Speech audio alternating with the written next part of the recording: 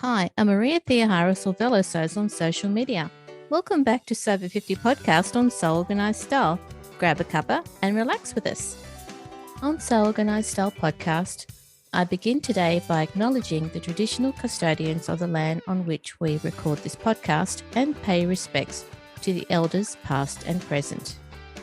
Thanks for joining us on Sober 50 podcast on So Organized Style. Sober 50 intersects with all communities. We're a community that is so over ageism. In March this year, I saw a presentation about a program called Sewing Machine Magic. Now, this program is run in Uganda by an organisation called Love Binti. On today's Sober 50 podcast, our guest is Elle Yang and Suzanne Okai of Love Binti. Elle, thank you for responding to my email when I saw your sewing machine presentation at CSW 66. Thank you so much for inviting us. When I had a look at the program, I did a search for sewing and your presentation was the one that I found. So I'm really glad that I got to see the whole program, and hopefully you, Elle, and Suzanne can talk us through what it's all about. Yeah, that would be wonderful to share with people who is here with the podcast. Hello. Hi, everyone. It's wonderful to be here today. Suzanne, where are you meeting with us today from? In Kampala, in Uganda. And when we originally said hello, you were about to tell us the story of your surname. Would you like to just tell our listeners about it? Yes, sure. So my surname is Okai, which technically means okay. When my grandmother was giving birth to my father, she was illiterate, and she was helped to deliver the baby boy by a white doctor. So he kept telling her, it's okay, you push. It's okay, it's all right. So when my grandmother finally had the baby, she named him Okay, all right. It's a great story. Yes. It's very amazing. It is. And Elle, where are you talking to us from today? Oh, I am currently in Taiwan. So yes, I'm back in my hometown. Elle, can you tell us how the Sewing Machine Magic program was developed? Okay. Everything that we call magical now, it's always begin with a very, very small, I would say, opportunity and stories. So around 2015, that was about 7 years ago, that was my first time visiting East Africa country, Kenya, Uganda, and Tanzania. So I was there because I was just freshly graduating my university, so I have some time to explore the world. And that is a place I had opportunity to visit. And while I was visiting there, I get to know people at the ground school, the students, they are lovely. So there is afternoon, we're just talking under, we call it mango tree, because there's so many beautifully mango tree everywhere in Uganda.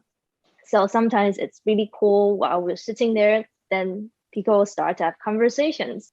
So a couple girls come to me and start to chat. And at the beginning, they are very shy. But after a couple talks, yes, you kind of like want to share everything with this new friends that they make. So they're very welcome and start to talk about how their dreams, they're little girls around 10 years old.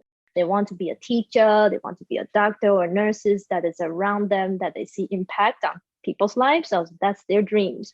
And I was very happy because at the beginning, I thought people from Uganda, possibly because I've never been there. So I'm guessing maybe they have different dreams than kids back home here in Taiwan. But little did I know, they have the same dream. They want to be a teacher. They want to help people like a doctor. So I was very happy. But until one girl who is a bit older, around 15, 14, you can visibly see it's a teenager. And she started to share something that I never heard before. And it was shocking at the beginning and was heartbroken for me because I'm also a lady myself. So when she talked about she stopped to go to school because menstruations. And at the beginning, I couldn't understand what's the linkage between menstruation and school. Because that never happened to me, because it's always easy for me to deal with it. My parents, my teachers, they taught us what is it before it had happened. So for the girls that she's sharing, talk about that she doesn't have enough money to buy the sanitary pads, that they have to stay home so that they miss a lot of school out of the whole year of the school time. Yep. I thought that was just one person's story. Then little did I know, when I talked to the principal, when I visit the next villages, next neighbor, they all have the same issues. And that was a very well-known issue. Even at the time, I know in Uganda, one of the political figures mentioned that they're going to support some schools with free sanitary pads. And that was when it hit me, like, wow, it's a big thing. And of course, more and more years devoted in these issues, we notice around the world, there's so many girls that also suffer in the same situations. So with that little story that I heard from Mango Tree, we get to have a group of people gathering. And that's why you meet Susan here today, that she's also part of the partner that we met along the way, that also have a big heart for women and girls. So at the beginning, we teach girls how to sew the pants. And later we found out if they can improve their sewing skills, they can earn a living by themselves. So that's when we have the Real Magic sewing machine loans that begins this project. So how we do is we realize buying a new sewing machine, it's a very big burden for local mamas. So they cannot have enough money to purchase one. So sometimes we will hear that people ask them, okay, you can save little by little, then you can purchase one at the end. But saving actually for the people at the ground, it's very difficult. Yeah. Because due to their situations, they possibly will save up a little amount, but maybe the school started or something else started, then you need to use that money for something else that comes up suddenly. So for what we did is we had people sponsor our sewing machines.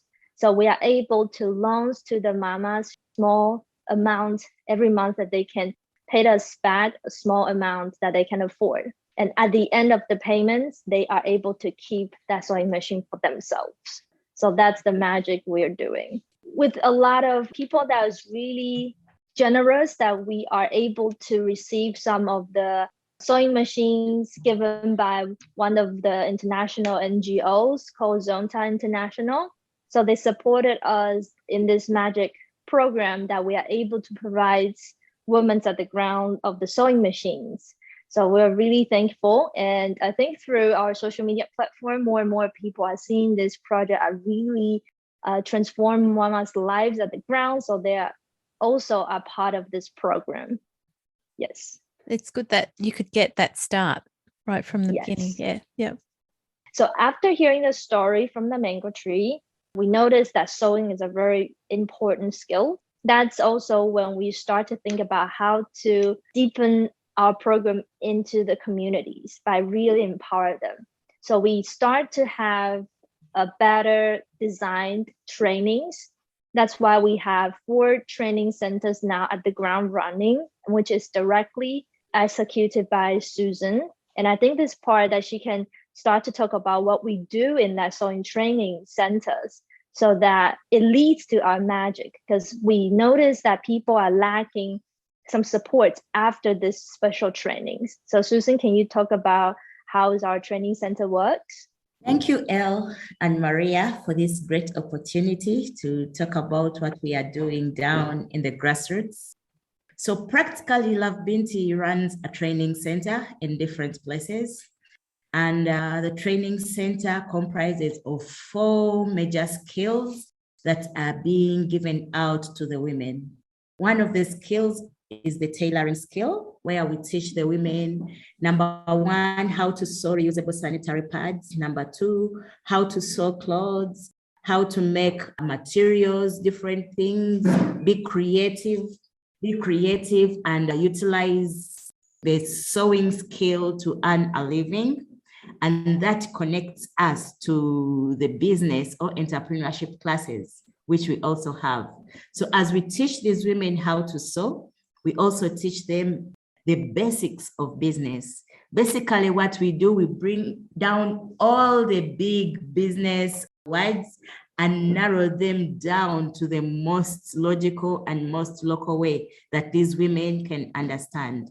Because most of them, 90% of the women in our training centers are illiterate. Some have got some basic primary education. Some have not gone to school at all. So bringing the big words of business, like a business plan, could be very heavy for them. So our trainers try to narrow it down to the most practical bits. We teach them how to save, the importance of saving. We teach them the basics of bookkeeping. One of the reasons why most of the small businesses in Uganda have not been working is because they are being run by women who never went to school.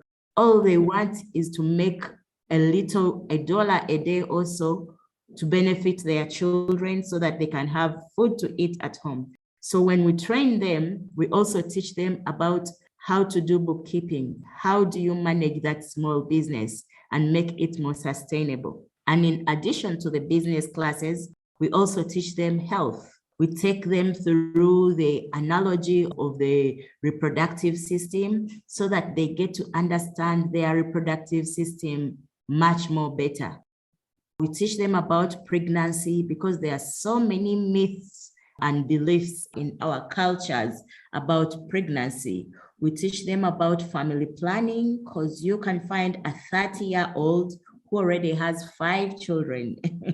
It's a very common scenario. So we take them through all these trainings, health, to improve their own health, so to create awareness about their body, to know the do's and don'ts on the reproductive health. We teach them business and the magic of sewing. So basically, it's those 3 classes that we hold in our training centers.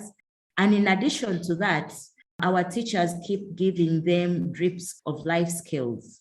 Yes, the importance of communication, for example, self-esteem. We let them know that they are of value. Most people in the slums, or most of the women, have grown up with a lot of inferiority complex. They think they cannot do anything of value in life. They think they are of much less value in life. So in our training centers, we tell these women that they are queens, that they are a blessing. We tell them that they are the light that shines out hope to their children. So if they live positively, then they will raise children who have a positive mindset. So in addition to all this, we also give them to talk to them about life skills to help improve and boost their self-esteem. Basically, it's the things that we do at our training centers. And at the end of it all, after 3 months of training with these women, we graduate them. Now, the graduation is another very important aspect of the training. Usually, when people see people graduating from the university, they feel a lot of inferiority complex. Those are the educated people. For us, we are not. But when they get this opportunity to put on a graduation gown, I'm sure, Maria, you saw in one of our pictures or in the previous presentation when I talked about the graduation gown. This gown gives them a lot of hope. It kind of builds them and motivates them. Actually, most of the homes of our previous students have a picture of them with their graduation gown at the Love Binti venues. Because for us here in Uganda, when you put your picture in your house of you graduated, whoever comes in feels like, oh yes, this is a person of value. So that is an addition, that is a bonus to our trainings. And when these women have these pictures on their walls, when they have pictures of them dressed in these graduation gowns, they feel a lot of power, authority, and it's a great opportunity for them to thrive. It's very clear from the description of what happens at the training centre.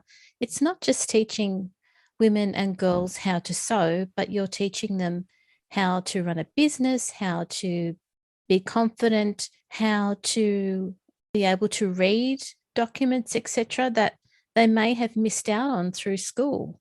It is definitely something we emphasize because we notice if you have skills, but if you don't have that self-worth in you, you still doesn't seem that you can do much. But with those graduation, especially at the beginning, actually this is the talk me and Susan was having. I don't quite understand why do we need to have graduations. Because for me, I was thinking maybe we can just give out the certificates at the end of the class, because that's what that's my growing up experiences. But Susan mentioned that it will do some magic, and you believe me. And which, of course, we have our first graduations, and I see how women at the beginning, they're entering the class, they were shy, they're timid. And at the graduation, they are dressing on their dresses that they made, and walking, have a catwalk show, and they have pride on their faces. They are so proud. And with that in their heart, we know no matter what happens, if they're continuously in the sewing business in the future, or they're doing something else, they know they can do it. Yes. So that's why it's important. We know that self-worth that we put in our trainings are so much important. And of course, if we're talking practically, after graduation, they need some capital to start up their sewing shops or something. And that's when we have come up with the sewing machine magic, because we figure with the scenarios at the ground, we mentioned before, saving up monies, that will take some while.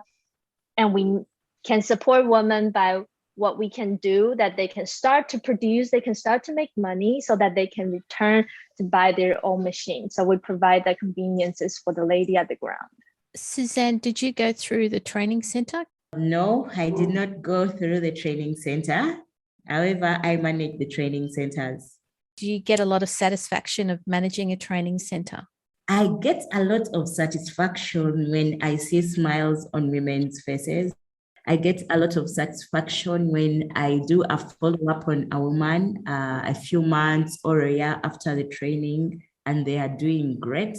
And I see visible change, transition, and transformation in their way of life. I see that they are leading a more sustainable life. That gives me, as an individual, a lot of satisfaction. It's really good to hear. It's good that you're on the ground, you're part of the community, and you're contributing to the community, and you see the positive effects on everybody. Yes. Elle and Suzanne, thank you so much for coming onto the podcast to tell us the background of what sewing machine magic is, because I know people are going to want to know more about Love Binti, and we'll do that in the next podcast. That sounds very good. Thank you so much for inviting us again, and that's us to have time to share with people so that they know more about these magical projects. And thank you so much, Maria, for this wonderful opportunity to talk to the world about the magic through sewing. Most people think sewing is very outdated and old-fashioned, but we see the magic that is in this transforming and changing lives of women here in Africa. Thank you.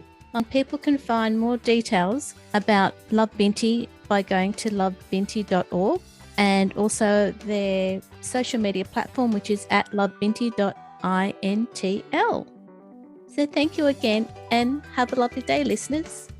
Listeners, remember to direct message Sew Over 50 on Instagram to be a volunteer guest editor. This episode for Sew Over 50 podcast on Sew Organized Style was produced by me, Maria Thea Harris, with permission of Elle Yang and Suzanne Okay, sound by bensound.com.